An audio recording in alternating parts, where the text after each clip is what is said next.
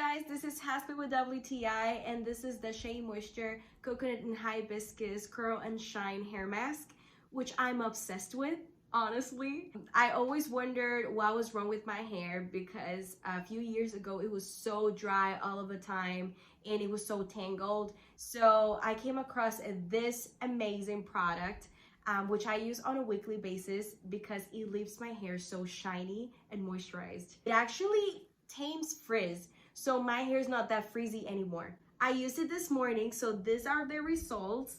You see how shiny and beautiful my hair looks? And what I love the most about this product is its consistency. It's so thick that you won't ever have to use that much. So that's my favorite part, and it leaves my hair super smooth. Sometimes when I hop in the shower, and if I'm not even gonna use it that day, I just open it and smell it because it smells so good, you guys. I don't even know what it smells like. It's just like sweet, very sweet, and the results are even better than the smell. So guys, you should definitely get this one, and I'm sure that you will love it as much as I do, but that's just my point of view.